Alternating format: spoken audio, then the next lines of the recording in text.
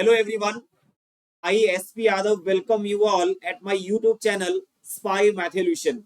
My dear students, BPSC 2025 में एक mathematics का क्वेश्चन है जिसकी प्रोविजनल आंसर की रॉन्ग है। आज का जो सेशन है उसी के बारे में है। ये क्वेश्चन हर सेट में दिया गया है और हर सेट में इसकी आंसर की रॉन्ग प्रोवाइड की गई है। तो आज का सेशन इसी के बारे में है। आइए हम वो क्वेश्चन देखते हैं। स्टूडेंट, अगर मैं सेट आई की बात करूं और क्वेश्चन नंबर 16, आप क्वेश्चन देख लीजिए अकॉर्डिंग टू अपने अपने सेट में आप ये क्वेश्चन नंबर और उसकी आंसर की देख सकते हैं जो कि रॉन्ग प्रोवाइड की गई है। आई बात समझ में? सेट आई का ये क्वेश्चन नंबर 16 है। क्या कहता है? If A and B are non zero square matrices then AB equal to null implies AB equal to null implies A is singular, A and B are orthogonal, A and B are non-singular, B is singular. यहां पे देखिए according to BPSC question number 16 answer provided is B. Answer क्या दिया गया है? B दिया गया है। अकॉर्डिंग टू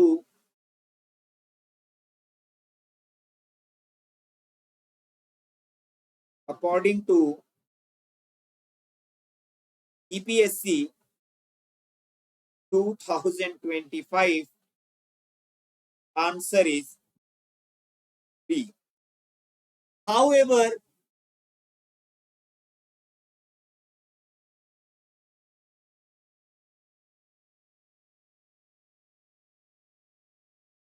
correct answer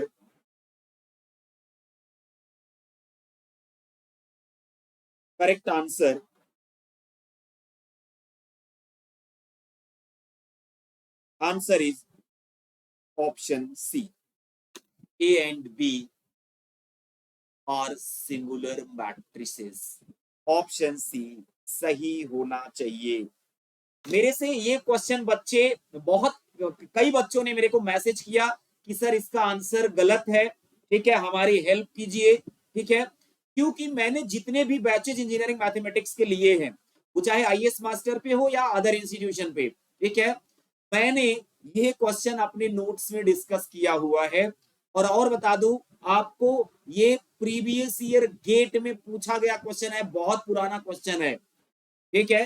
तो आइए मैं इसका सही आंसर विद करेक्ट सॉल्यूशन बताता हूं। पहली बात तो स्टूडेंट्स ये देख लीजिए, if A and B are two non zero square matrices, non zero का मतलब ए नल मैट्रिक्स नहीं है और बी भी नल मैट्रिक्स नहीं है, मतलब इनके सारे एलिमेंट्स जीरो नहीं है। नॉन जीरो मैट्रिक्स का क्या मतलब हुआ? ये इनके जितने भी एलिमेंट हैं वो एक साथ सारे जीरो नहीं है। करेक्ट? अच्छा,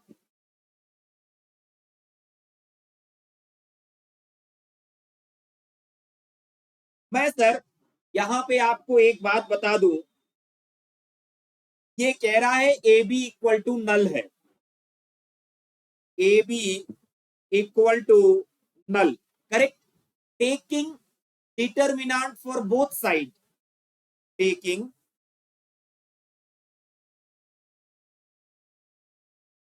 determinant for both side,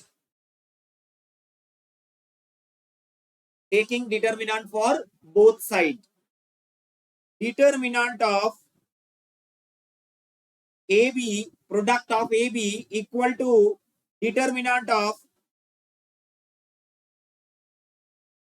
null matrix, and we know that determinant of AB equal to determinant of A into determinant of B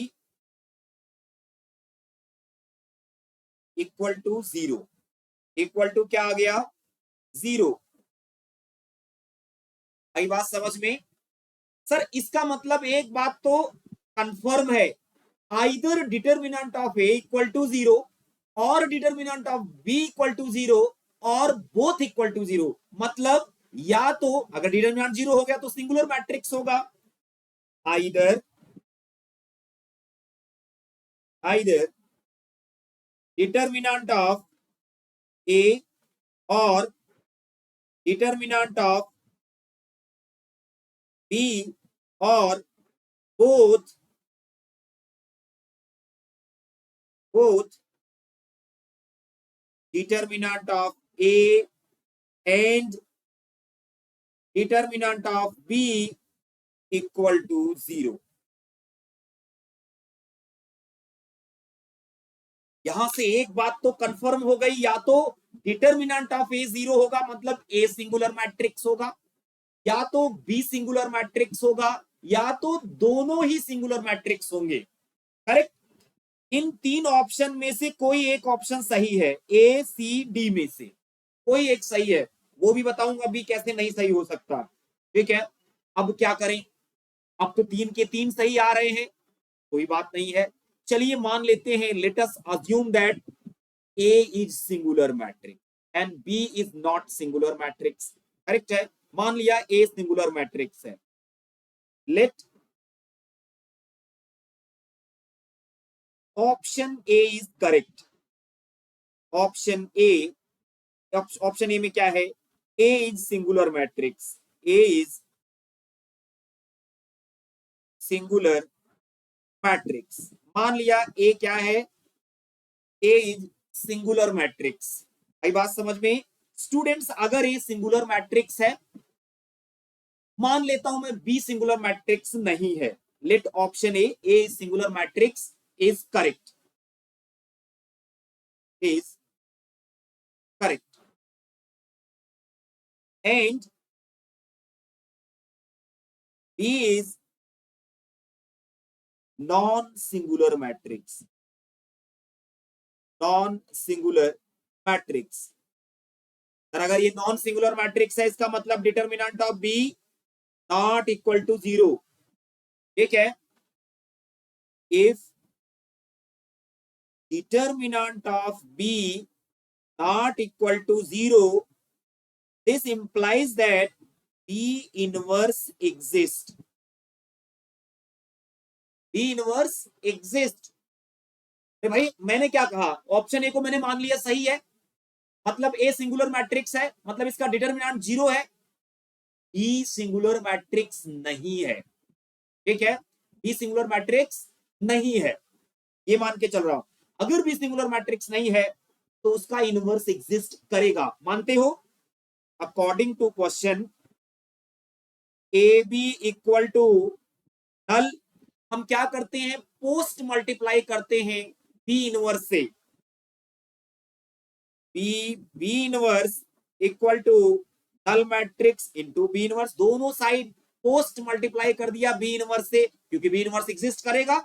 अगर बी नॉन सिंगुलर मैट्रिक्स है, बी इनवर्स क्या होगा, identity A equal to null matrix. ये तो contradiction हो गया, question में दिया है ए नॉन जीरो मैट्रिक्स है, but according to question, according to question, A is non-zero matrix, non-zero matrix। ठीक है, दिस इज कॉन्ट्राडिक्शन।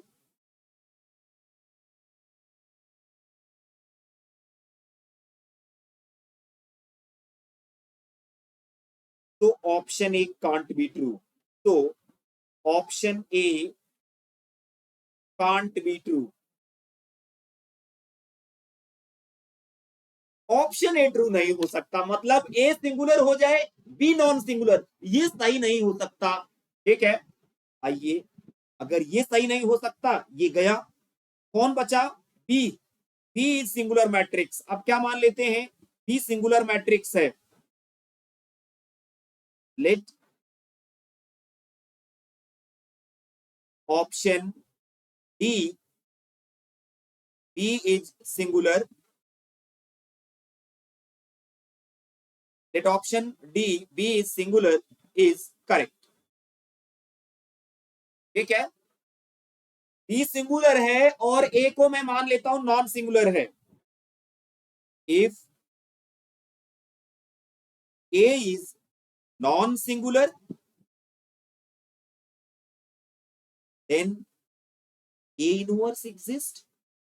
भाई डिटर्मिनेंट जीरो नहीं होगा तभी तो ए इनवर्स एग्जिस्ट करेगा ना। ठीक है, if A is non singular then A inverse exist according to question. A B equal to null, 3 multiply करिए ए इनवर्स से, A inverse A B equal to A inverse null. Now B equal to null, but according to question B is non zero. But भाई ये तभी सही हो सकता है, option D is correct only when सब सही हो सकता है। जब बी नल मैट्रिक्स हो, जीरो मैट्रिक्स हो, तभी बी सही हो सकता है। But according to question according to question according to question B is non-zero matrix,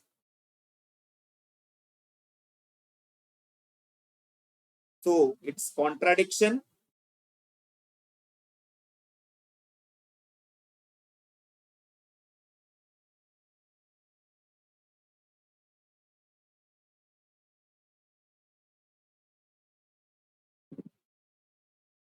Option D can't be true. Option D can't be true. Option D भी true नहीं हो सकता। ये भी गया, यही बात समझ में, ऑप्शन डी भी गया। मतलब माय डियर स्टूडेंट, मतलब यहां पे एक प्रॉपर्टी सीखने को मिल गई। If A comma B are non-zero matrices, non-zero matrices, if A comma B are non-zero matrices, then A multiplication B equal to null is possible, is possible only when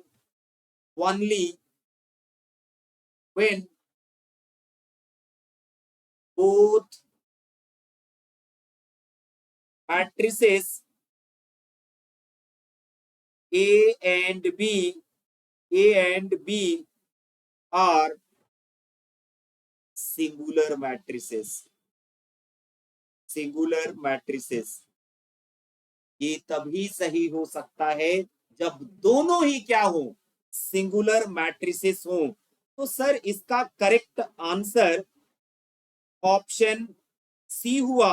अब बात आती है जो सही हो ही नहीं सकता, आप ए को कहते तब भी मैं मान लेता कि भाई एक सिचुएशन है जिसमें पॉसिबल है, डी को कहते तब भी मैं मान लेता कि चलो थोड़ी पॉसिबिलिटी है, सी इसका सही आंसर है। अब आप कह रहे हो बी, जरा बी के बारे में एनालिसिस करते हैं, आपको बी के बारे में थोड़ा एनालिसिस करके दिखाते हैं।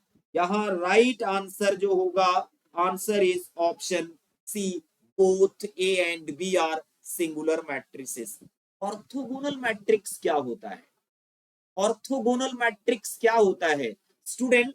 जब ऑर्थोगोनल मैट्रिक्स, जब ए ट्रांसपोज इक्वल टू क्या हो जाए, आइडेंटिटी हो जाए।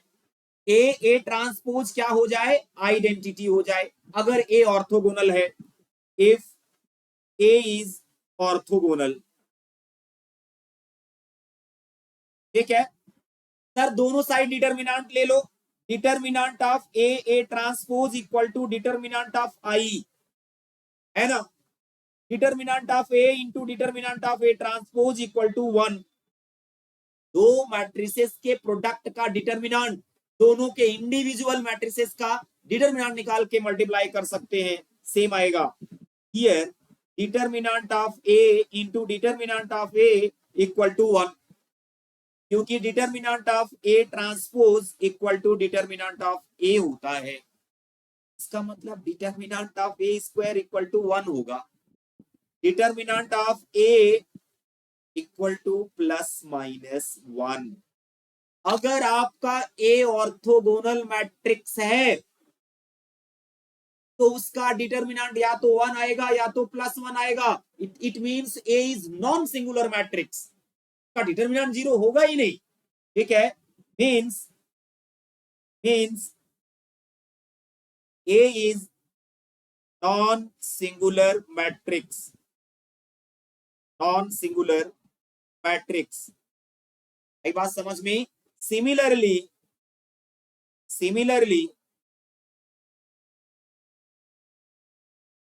B is also non singular matrix।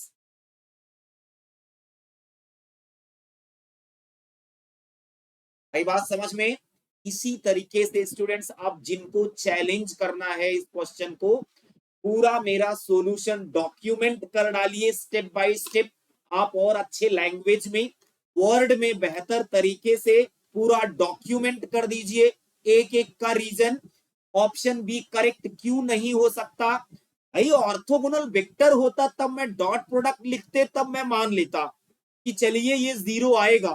यहां मैट्रिक्स प्रोडक्ट है, मैट्रिक्स प्रोडक्ट हमेशा मैट्रिक्स के इक्वल होगा। इसका मतलब A B equal to null लिखा है आपने। A B equal to null तभी हो सकता है जब दोनों सिंगुलर मैट्रिसेस हो एक साथ।